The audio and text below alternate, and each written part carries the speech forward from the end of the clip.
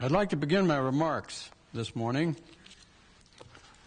with a little audience participation. And I'm going to ask for a show of hands on two questions. First, how many of you have invested the 197 minutes that it takes to watch the current hit movie Titanic? Well, as I expected, that's almost the entire group. And that also explains why the people at Paramount Pictures are happy these days, Dr. Bajura. By the way, for those who are Titanic buffs, today, April 15, marks the 86th anniversary of the sinking of the Titanic in 1912. Now let's see a show of hands from those of you who have invested 197 minutes in reading the Constitution of the United States. Well, that's reasonably encouraging. But for those of you who did not raise your hand on the second question, I can tell you that you're not alone. It seems that as a nation we love our Constitution, but at the same time, few of us know much about it. In fact, in a recent nationwide poll, 90% of the respondents agreed with this statement: the U.S. Constitution is important to me. And yet, despite such overwhelming reverence for the Constitution, only 58% of those polled were able to answer correctly that the Constitution establishes the three branches that make up our federal government. Hi, Harold. Harold Michael, a member of the legislature.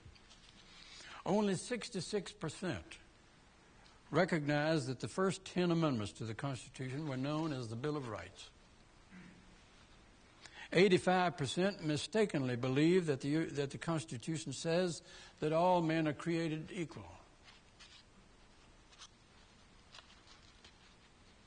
And only 58% identified the following statement as false.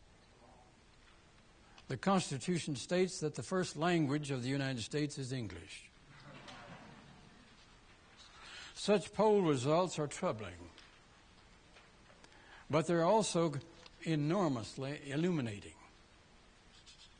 They tell us that while our educational system is good at ingraining feelings of respect for the Constitution, that same system is apparently very poor at teaching just what is actually in the Constitution and just why it is so important. Such a poll tells us something else. It tells us, Bill Adler,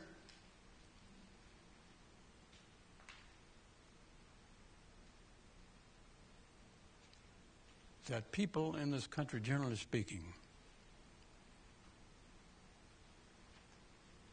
are hugely ignorant about history. Yet our Constitution is rooted in history. History that includes the theories, the judgments, the real-life experiences, and the sacrifices of millions of men and women for generations that go back even 1,000 years. Go back beyond 1787. Go back 1,000 years and beyond. So I'm here today at the kind invitation of President Hardesty to talk and to think with you about this marvelous Constitution of ours. This marvelous Constitution. Can you see Captain John Parker as he stood on the lawn on April 19, 1775, and faced the redcoats there at Lexington, and then went on to Concord? Can you think for a moment about the millions of men and women who have sacrificed over the ages and the great struggle waged by Englishmen to wrest from the monarchy, many times a tyrannical monarch, the power of the purse, and vest it in the hands of the representatives of the people in Parliament. There it is, in this one little book.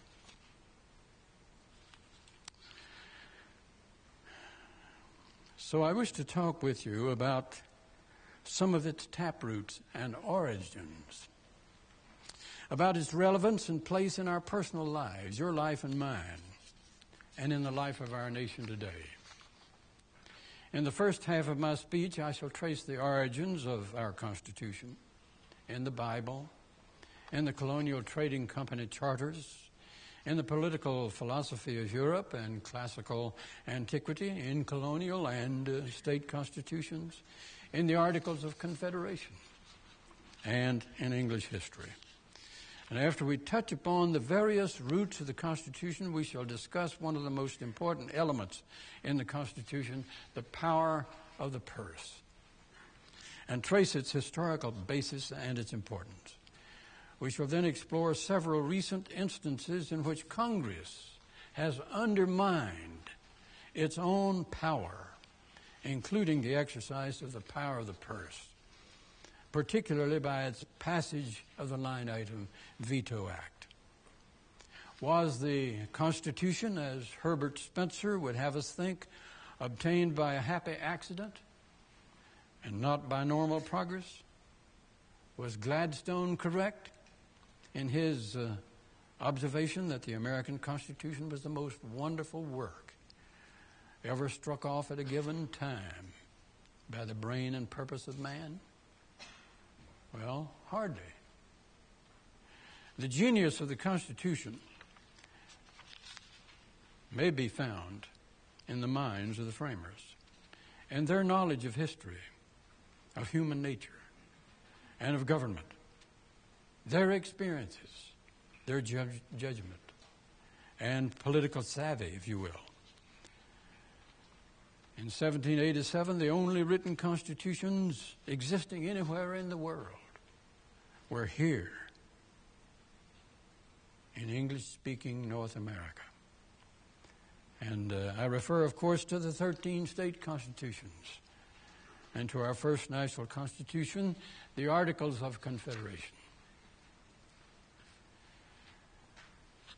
The document written in 1787 in Philadelphia did not spring full-grown and fully clothed like Minerva from the brain of Jove or from the minds of the framers. No, indeed, it was the product of long years of experience. The framers had great familiarity with the tested results of the state constitutions and the Articles of Confederation. Additionally, their political acumen, their knowledge of classical history and continental and British political theory, and the British and colonial experience all came into play at Philadelphia. At Philadelphia, Judge Michael, all of these were honed and tailored by the framers to fit a long tradition of American constitutionalism that had really begun 2 centuries before with the letters patent to Sir Humphrey Gilbert in 1578 and Sir Walter Raleigh in 1584. And of course, we must not forget, as I said a moment ago, the influence of the Bible. Yes, I said the Bible, and I refer particularly to the King James Version of the Bible. The whole notion of a nation ruled by structured covenants and compacts had its origins in the Judeo-Christian tradition of a just God ruling over and showering his favors upon man in exchange for mankind's obedience. The American constitutional tradition derived much of its form and content from Judeo-Christian roots as interpreted by the radical Protestant and other religious groups to which so many of the original European settlers in British North America belonged. This was especially true in New England, where covenant theology, social contract theory, and the concepts of a higher law blended together.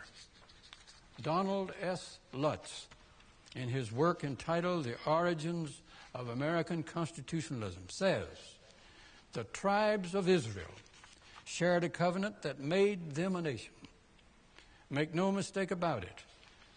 American federalism originated, at least in part, in the dissenting Protestants' familiarity with the Bible. Possibly some of you have read David Lutz's work. The typical charters granted from the English crown were also covenants, which generally required that the colonists pledge their loyalty to the crown in exchange for license to form their own local governments, as long as the laws which the colonists established were not repugnant to the English law.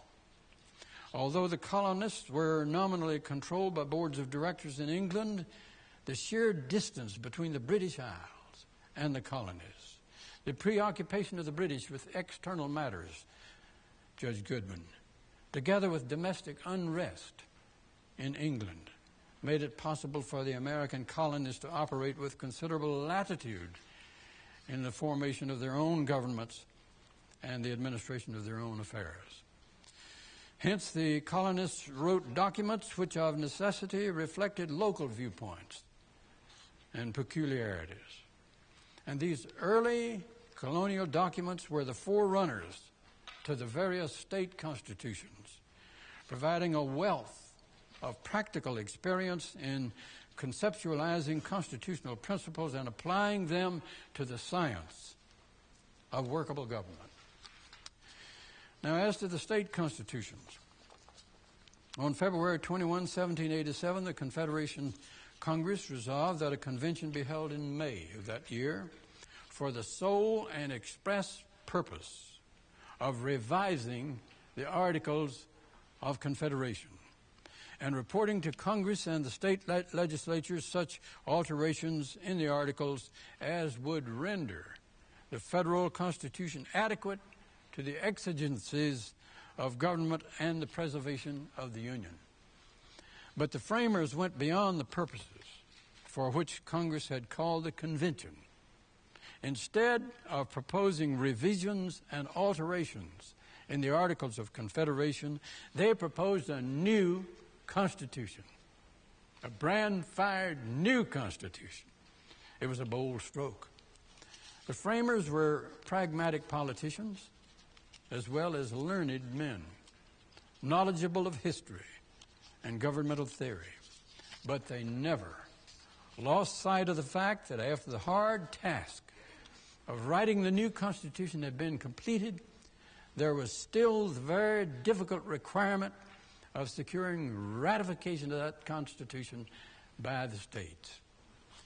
And their own reputations were at stake, as well as the fate of the nation. In order to create a new entity, a national government, the framers knew that they had to convince the states to voluntarily reduce their own powers to some extent. And with that goal in mind, what better place to look for convincing models of form and language for the new Constitution than to those state and colonial constitutional documents which already reflected a consensus of local opinion in the various states and which had obtained a certain legitimacy because they had been tested and lived under. It is no accident, then, that we see large portions of the various state constitutions in our own national charter.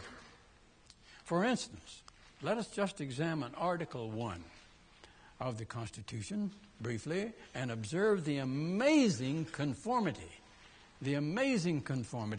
with the equivalent provisions of various state constitutions that had been written a decade earlier in 1776 and 1777. Article 1, Section 1 of the U.S. Constitution establishes bicameralism at the national level by vesting all legislative powers, not just a few, all legislative powers in a Congress consisting of a Senate and House of Representatives. At least 9 of the state constitution, at least 9, of the 13 state constitutions had similar provisions which vested the lawmaking powers in a legislature consisting of two separate bodies. During the colonial experience, most of the colonial governments only had single house legislatures, one branch. But when the state constitutions were formed in 1776 and 77, most of them provide for bicameral legislatures. The concept of bicameralism, or two houses, was intended to guarantee, now the Whigs insisted on this,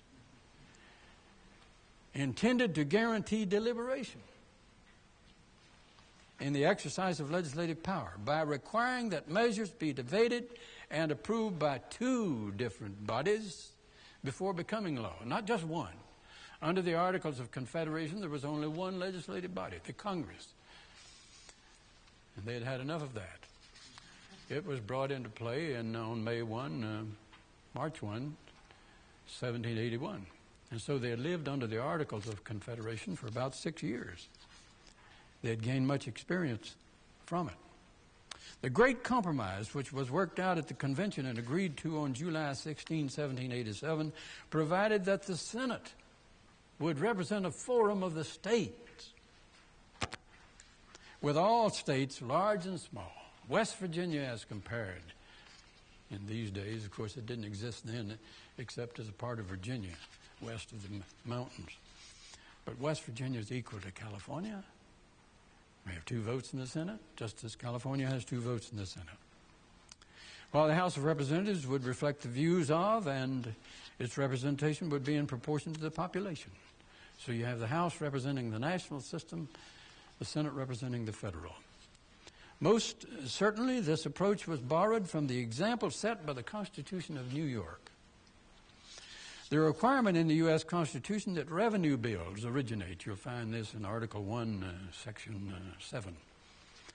The requirement in the U.S. Constitution that revenue bills originate in the House of Representatives was prefigured by at least 7 state constitutions, of which Massachusetts and Delaware permitted their senates to propose or concur with amendments to revenue bills, just as was later provided in the U.S. Constitution.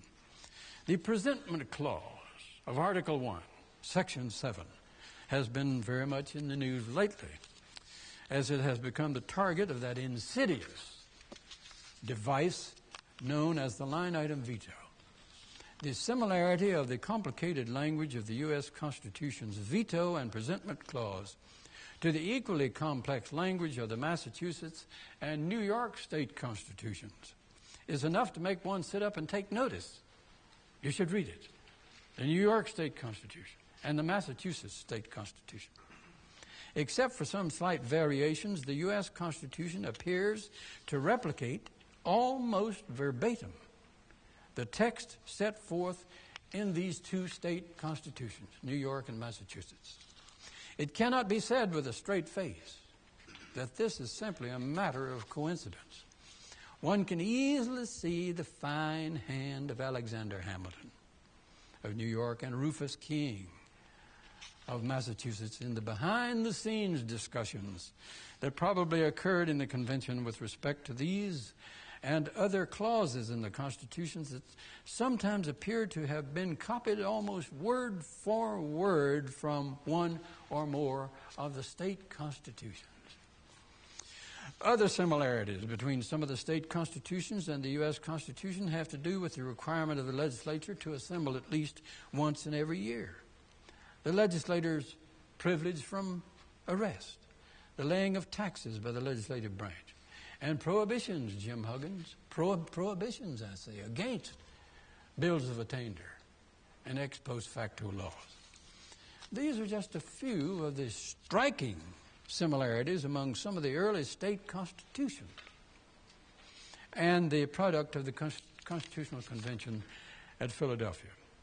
The institutional structure set up by our Constitution and even the wording in considerable measure had obviously incubated in the laboratory of colonial and state experience. But what of the philosophy behind the selection of the prime parts of these test tube constitutions. To what extent, Judge Broadwater, had the framers been influenced by the political theorists and Republican spokesmen of Britain and the continent? Well, let's think for a moment about those political theorists. John Locke, who, by the way, wrote a constitution for the Carolinas in 1669. John Locke may be said to have symbolized the dominant political tradition in America down to and during the convention in 1787. Locke believed that society and government are only devices which men agree to in order to secure additional protection for their pre-existing rights. Locke had taught social contract theory, Susan. He had advocated that taxation without representation or consent is tyranny. As representatives of the people, the legislature was supreme, Locke believed. But, and this is important, even the legislature, was subject to the higher laws of society, and as such it ought to be controlled by some sort of fundamental device. And his solution was to limit and control government by separating the legislative from the administrative functions of government so that power could not be monopolized by either. The renowned French philosopher Montesquieu also had a considerable impact upon the philosophy of the framers, and educated Americans in general were well acquainted with his writings. Locke was perhaps most popular and most often cited in the early 70s. And then Montesquieu came on very strong. Montesquieu, Hume, Bolingbroke, Harrington, Sidney. Well, Montesquieu had experienced the results of tyranny in his native France.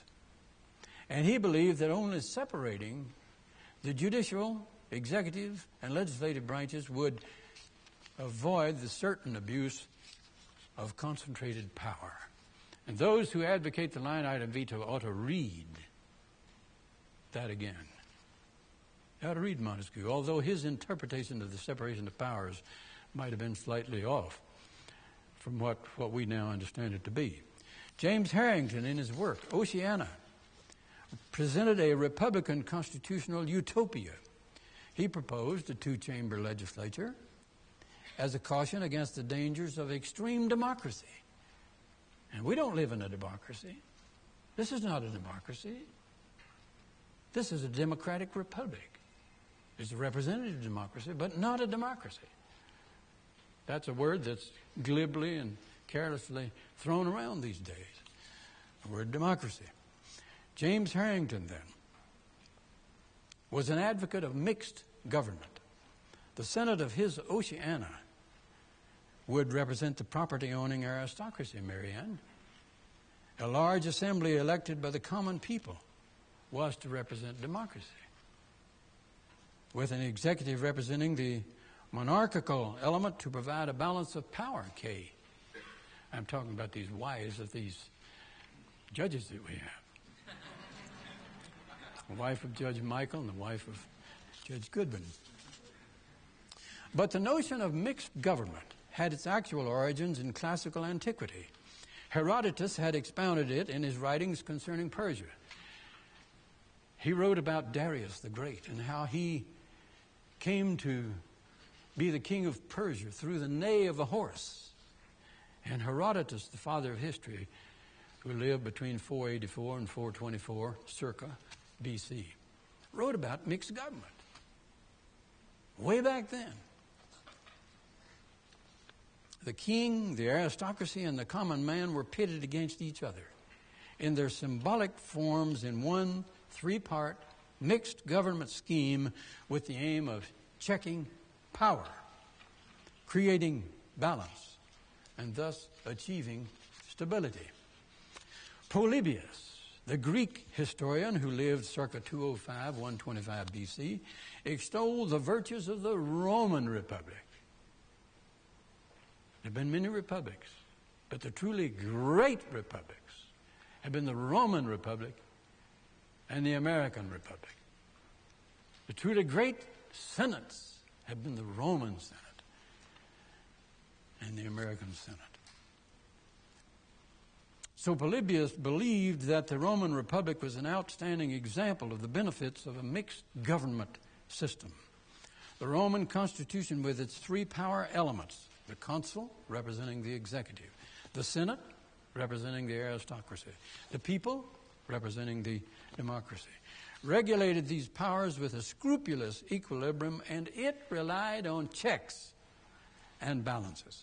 The primary check and balance being the power of the purse. The Roman Senate had complete control for hundreds of years, over the power of the purse. And as long as it maintained the power over the purse, Judge Maxwell, it retained a check on the executive. Polybius summed it up like this: when any one of the three classes becomes puffed up and manifests an inclination to be contentious and unduly encroaching, the mutual interdependency of all the three and the possibility of the pretensions of any one being checked and thwarted by the others must plainly check this tendency. And so the proper equilibrium, said Polybius, is maintained by the impulsiveness of the one part being checked by its fear of the other. Well, did the classics influence the founders? Of course.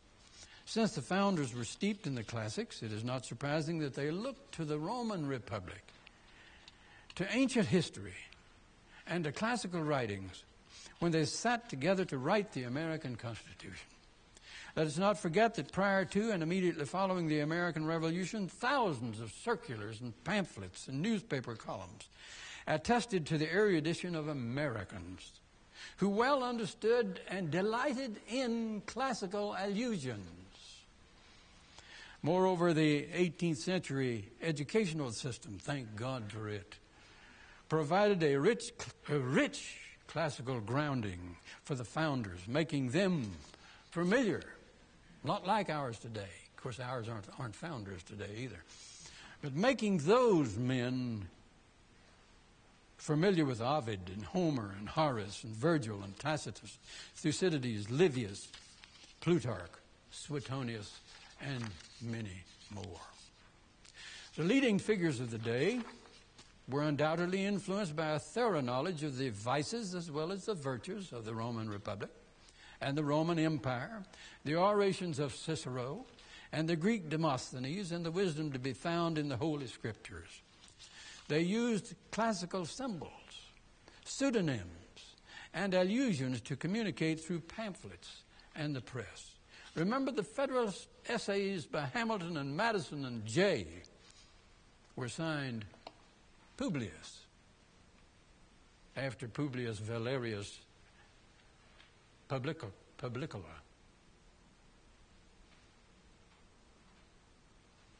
One of the two first consuls of Rome in 509 BC. One of the two first. The other one was Marcus Junius Brutus, a great ancestor of, Lucius Junius Brutus, a great ancestor of Marcus Junius Brutus, who participated in the assassination of Caesar. Well, Carl Rickard put it this way in his book, The Founders and the Classics.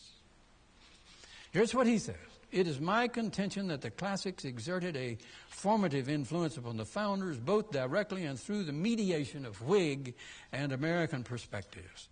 The classics supplied mixed government theory, the principal basis for the U.S. Constitution. In short, the classics supplied a large portion of the founders' intellectual tools. Not so today. Not so. The rich tapestry of political theory with which the framers were so familiar had profound impact on them as they drafted the Constitution. Then what about the Articles of Confederation? The main ingredient in the constitutional soup was in many ways a document which failed, and about which not much is generally known: the Articles of Confederation, the first Constitution of the United States. The first document to refer to the United States of America, the Articles of Confederation. The Articles of Confederation were the direct written predecessor to the Constitution, and they were in effect an experiment. They taught hard, valuable lessons that would be remembered. The system created by the Articles was fatally flawed in a number of ways. It was really only a sort of league of friendship agreed to by the states.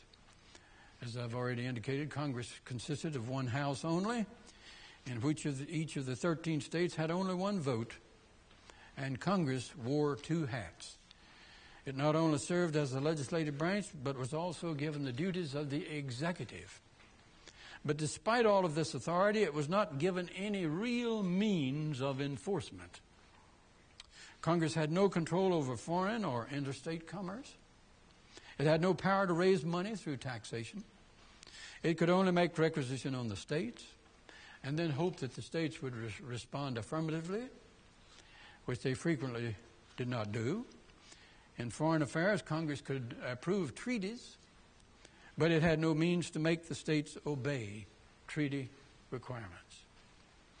In order to appease the states' natural aversion to central authority, the Continental Congress, which wrote the Articles of Confederation, dealt with the people only through the filter of the several states, and it provided no authority for the national government to act directly upon individuals. That was a fatal flaw. This was no doubt the greatest weakness under the Articles. Attempts to change and improve the Articles failed because it was impossible to get the unanimous consent of all of the 13 states, which was required for any amendment to the Articles. Yet the Articles of Confederation must not be considered a total failure. They must not be underestimated in importance. The Continental Congress, in devising the Articles, had framed the first written Constitution ever to establish a system of government in which certain powers were vested in a central government while others were retained by state governments. An extraordinary historical achievement. The fledgling nation profited greatly by having lived under these seriously flawed Articles for 6 years. It saw what it should avoid when it came to writing the new Constitution. The experience of the difficulties for the nation under the cumbersome Articles added needed efficacy to the newly crafted but controversial concept of federalism, and to the understanding by the people that while the state's powers needed protecting, the national government must have some limited but direct powers of its own over individual citizens. In this case, experience provided a foundation that no amount of theorizing could have created. And hence the wisdom and the experience that came to fruition in the U.S. Constitution had germinated in the colonies' attempts at written constitutions and charters, Barbara. The state constitutions, the Articles of Confederation, the framers' grounding in the classics, and the wisdom of church covenants and the Bible. Now, what about the British background? Many of us are British if we go back far enough. My ancestor came to this country in 1657, settled on the banks of the Rappahannock River. He was an indentured servant for 7 years. That's one of my ancestors. Had more than one. But what of the history of the motherland?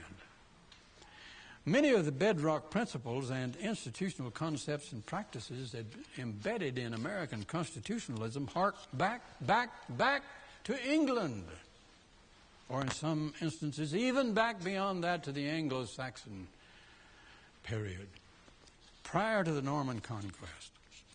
Although the English Constitution is largely unwritten, it does include many written documents such as Magna Carta in 1215, the Petition of Right, 1628, the English Bill of Rights, 1689, from which many of the provisions in our own Bill of Rights emanated. Various other English charters, common law court decisions, and statutes compose the English constitutional matrix, and they were also eventually reflected in our own organic law framed in Philadelphia. For example, the writ of habeas corpus ad subjiciendum, you have the body. You produce the body. Habeas corpus is one of the most celebrated of all Anglo-American judicial procedures, and it has been called the Great Writ of Liberty. The Great Writ of Liberty.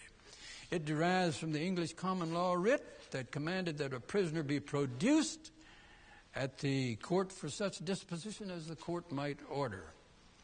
Traces of its existence, can be found in the reigns of Edward III, Henry VI, Henry VII, and some scholars even trace it to a Roman source, and specifically refer to the 43rd book of the Pandects. The first text there is the line from the Perpetual Edicts where the praetor declares, "Produce the freemen whom you unlawfully detain." Sounds like habeas corpus that we know about, doesn't it? Under Charles II, the Habeas Corpus Act of 1679 guaranteed that no British subject should be imprisoned without being speedily brought to trial. And we can see the principle of showing just cause for detention in Article 1 of the Constitution, which absolutely prohibits suspension of the writ of habeas corpus unless when in cases of rebellion or invasion the public safety may require it. Another English statute that made its impact on the thinking of the framers and the judges here should rise up and cheer on this one. The British Act of Settlement, 1701, which mandated that royal judges were to hold their offices for life, instead of during the king's good pleasure, as had been the case prior to 1701. After 1701, judges could be removed only as a result of charges of misconduct, which had to be proved in Parliament. By the way, may I say to the judges, just throw out a little warning here. I'm the only senator ever to preside over 3 convictions in a trial of impeachment. And those are 3 judges. And they lost their offices because they were convicted. They were found guilty by the Senate. And no West Virginia judges, you understand. The forerunner of our own grand jury, referred to in the Fifth Amendment to the Constitution, hails from the name of William the Conqueror in 1066, and the trial jury probably also had continental origins. But according to William Blackstone, and those of you who are taking notes, according to William Blackstone, who died only 7 years before our Constitution was written, in 1780, mention of juries were found, quote, so early as the laws of King Ethelred. Now, he doesn't say which Ethelred. There were 2 kings, Ethelred the First, and let's see, Ethelred the First, 866 to 871 A.D. Ethelred the Second, 977 to 1016. So he doesn't say which. You just choose whichever one you like. By 1275, in the reign of Edward I, it was firmly established that a petit jury of 12 neighbors would determine the guilt or innocence of the accused. So 5 centuries later, jury trial in criminal cases was required by Article 3 of the United States Constitution. And the next time that any of you are called for jury duty, take a moment to ponder the fact that you're participating in a procedure with historical roots that stretch back 900 years or more. But the supreme fountainhead of English liberty was, of course, the Magna Carta, signed by King John on June the 15th, 1215, 783 years ago. It is one of the enduring symbols of limited government and the rule of law. And 5 centuries later, its impact on our own federal Constitution was evident in the Due Process Clause, which really came from the, quote, law of the land, close quote, phrase that is to be found in the Magna Carta.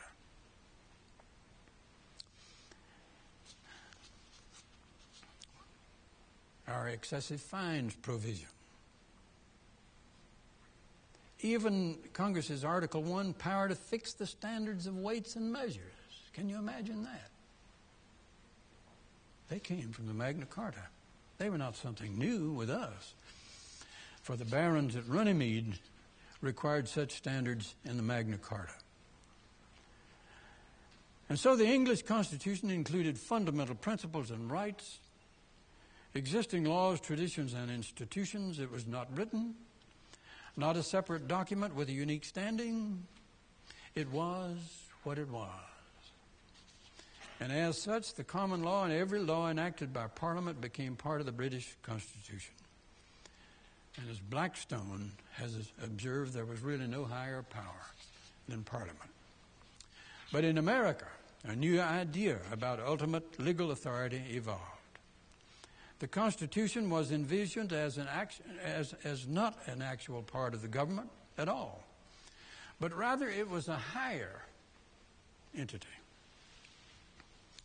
Government in the United States was viewed as merely a creation of the written Constitution.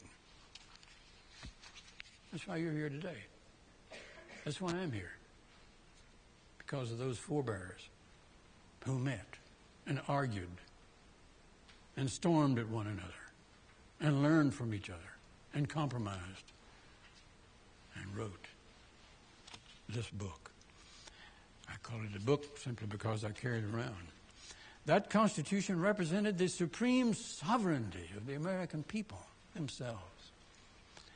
The Constitution was fundamental law which was immune from even legislative encroachment. You can't do anything about it, Robert Byrd, up there in the Senate. You can't encroach upon it. You might vote for a constitutional amendment, but the people themselves will finally decide whether that amendment becomes part of the Constitution. If the national Constitution required change, the sovereign people would be the ones to change it. And thus the concepts of popular sovereignty and the higher law tradition were blended. Now, let's talk briefly about American federalism.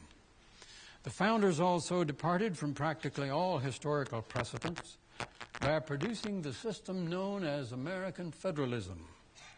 And they did this with great care and skill. For the issue of the state's sovereignty was a flashpoint upon which the endeavor at Philadelphia could very quickly have disintegrated. The Constitution really consists of two types of provisions. One provision is set forth in the structure, and it deals with structure, with separation of powers, with checks and balances, with the departments of administration, the House of Representatives, the Senate, the President of the United States, the judiciary, and their relations to one another. But the other set of provisions is concerned with the relation between the states and to the federal government. So there are two lines of dissent here. The powers of the general government are limited. The powers of the state are also under certain restrictions. The federalism was not entirely new. It existed among the 12 tribes of Israel. One nation, but 12 separate autonomous tribes. It existed in the New England Union of 1643. It existed in the fundamental orders of Connecticut, in which various towns like Windsor, Wethersfield, and Hartford retained their autonomy as towns, but they were governed by a common government. So we had some examples of federalism before this great example. But there was nothing really like it in the colonial charters or in the state constitutions before 1776. The development of federalism went through similar stages, took almost as long in its processes as the development of the structural parts of the Constitution. It had been an important and a much debated question for more than 100 years. And more than 20 plans of power, like the Albany Plan of Union, Franklin's plan, the Galloway Plan, various plans had discussed types of federalism and sharing of power. As the Articles of Confederation aptly demonstrated, the protection of the state's prerogatives continued to be held very dear. What the framers successfully crafted in 1787 was a system that retained enough sovereignty for the states to keep them from rejecting the new Constitution, and at the same time provided sufficient power to the national government so that it could be effective at home and establish a credible presence in international affairs. Quite an achievement. Something really to brag about. And we ought to brag about it. Nobody else has it. Ingeniously, the framers with the Great Compromise provided this sense of the state's autonomy and continued sovereignty. But especially helpful in this regard was the concept of enumerated powers. You'll find them in Article 1. The jurisdiction of the new proposed government, wrote Madison in the Federalist 39, extended to certain enumerated objects only. It's set forth in here. And left to the several states a residuary and inviolable sovereignty over all other objects. So what happened in Philadelphia was truly extraordinary. The framers called upon ancient and tried principles of governance. They looked extensively to the lessons of English history. They laced that knowledge with political acumen and practical colonial and state experience. And they created a complex and mixed government of dispersed powers, some separate, some overlapping, which they based upon the philosophical principle of consent of the governed. What a marvelous instrument this is. Almost too marvelous to contemplate. And one wonders how they did it. Then they protected that principle with a further internal system of delicate checks and balances that set up tensions that can only be relieved by cooperation and concurrence between the branches. Excuse me. On top of all this, they called upon their astute reading of the total American experience to create a constitution which was, in the words of John Marshall, intended to endure for ages to come. Considered from this point of view, I believe that the stellar achievement of the framers is clearly undeniable. Washington, writing to Lafayette in February 1788, referred to the product of the framers as little short of a miracle. He sat there as president of that convention. He spoke only once, on the last day of the convention, when he supported an amendment at the last minute. A little short of a miracle. and indeed the beneficent hand of providence. We ought never to forget this. The beneficent hand of providence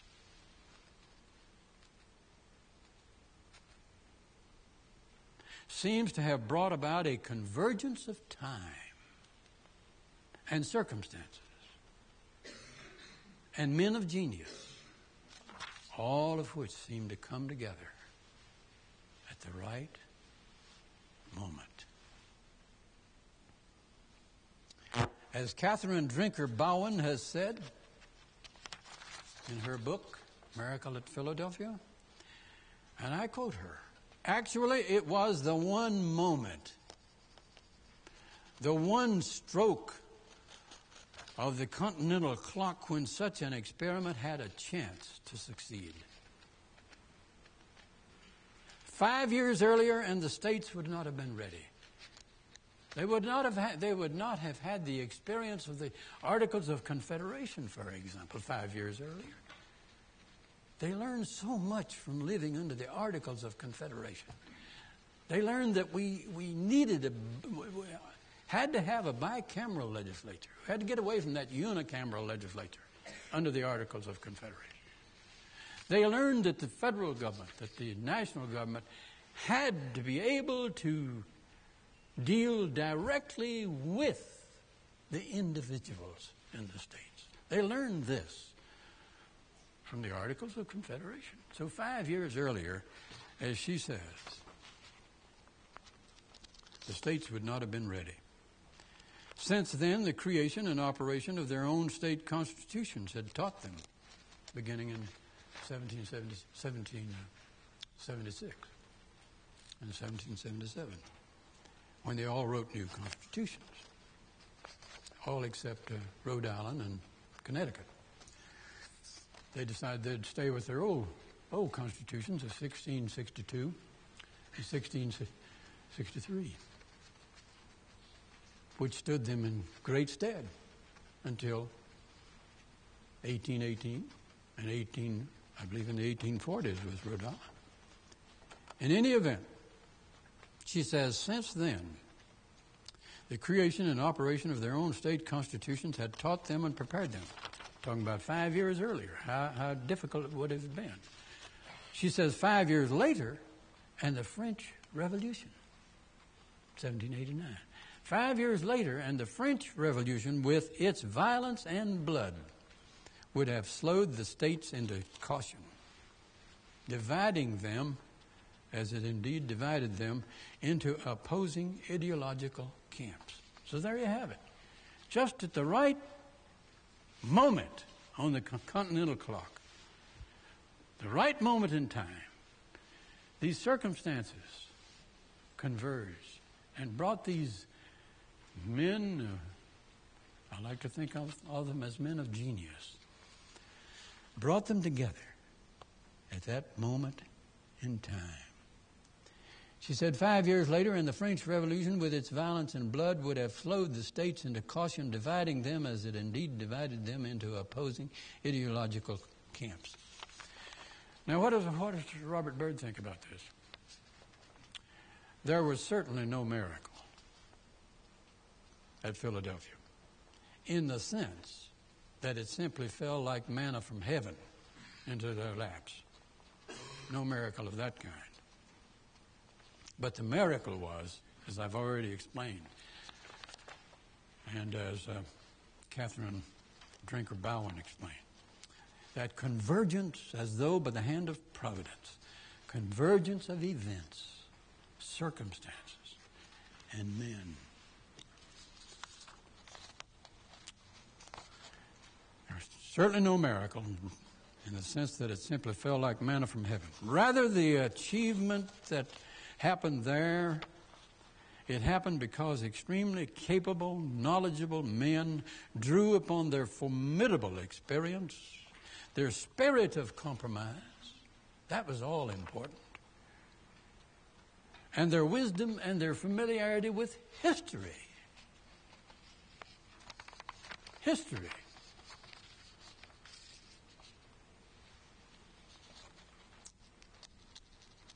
to meet their objective of establishing a system that had the best possible prospects of receiving approval of the states and of maintaining freedom. They created a system that could be adapted, as John Marshall said, to the various crises of human affairs. But just as the birth of the new nation depended on the quality of the men who gave it life, so does its continued vitality depend upon the quality of the men and the women of succeeding generations, including ours, and their determination to preserve the governing principles and powers set forth in this document, the Constitution of the United States. Now I'll take a few questions for a brief time, and then, as President Hardesty has said, we'll have a short break, and we'll return and continue our historical journey. And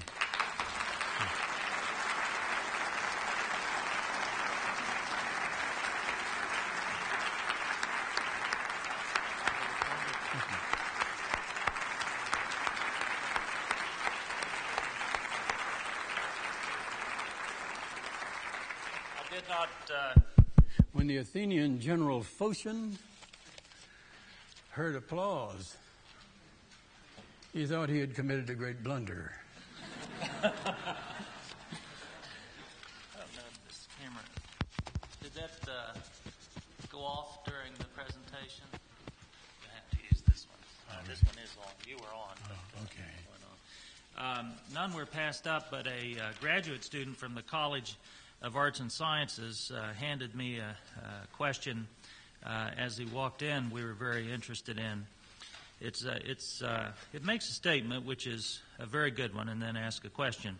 The principle of separation of powers, as it was understood by the opponents of the Constitution, was much more complex than the mere establishment of the three branches, as you have mentioned. These critics were concerned with the integrity of each branch. Acting on this concern, they denied that true separation of powers existed on two grounds. First, the Senate was an improper mix of legislative and executive authority, and this was based on the proposed power of the Senate to advise and consent to treaties.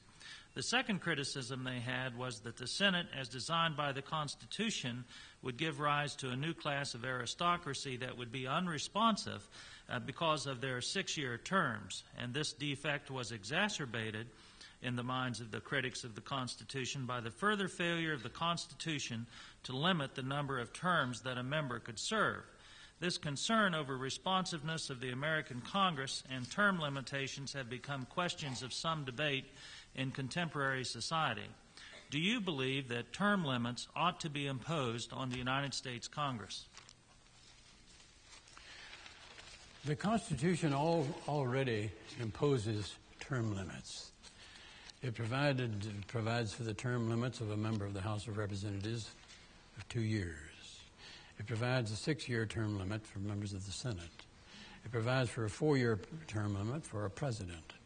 Those term limits have worked very well. And if you've noted in recent elections, you've noted that the American people are managing that situation very well, perhaps all too well in some cases. And Romulus, the founder of the city of Rome, the legendary founder, created a Senate. Created a Senate of 100 old men. The battle is not to the swift or to the strong. But he felt that the government should be ruled and he should be advised as king by a Senate of men who were the leaders of their clans, their families, and by their experience would be wise men. So we have a mixture. We have young men, we have old men, and under our system I think it's good that we have both. No, we don't need any statutory term limits. They're already provided. The second question deals with the part of your speech that relates to federalism. In the mind of Alexander Hamilton, an important aspect of the concept of separation of powers was the relationship between the federal governments and the states. In the Federalist 9, although Hamilton argues for perfect subordination of the states to the general authority of the Union, he also stresses the importance of the states in preserving, quote, certain exclusive and very important portions of the sovereign power. Today there is some question as to the role of the states in the Union. State legislators often complain that Congress only recognizes states as places they can dump responsibilities without providing assistance, financial or otherwise. The states also complain that the U.S. Supreme Court has reduced their rights. What do you believe is the envisioned constitutional role of the states in the Union in the 21st century? The framers were very cognizant of the fact that this instrument that they presented to the states would have to meet with the approval of the states. One reason why our U.S. Constitution has worked so well is because there are those state governments. The Constitution, as you will note, is written in very simple terms. Not great details. It wasn't necessary. Fortunately, the national government would have state governments to deal with the details, education, the police power, even the drawing of congressional districts done by the states. And so the founders were pretty wise in realizing that it all should not be placed upon the federal government. They had had experience within the state governments. They knew that they would never create a system in which the states would be eliminated. We would always have the states. The secret would be in finding a way in which there would be equilibrium between the state governments and the federal government. And as I say, I think that the Constitution, the way it has worked it out, has provided for kind of an equilibrium, a balancing of the powers. The state governments looking after those detailed local problems and needs, while the federal government is this. It does get in the way, as the state legislators think sometimes. But I think that the system is the best the way they created.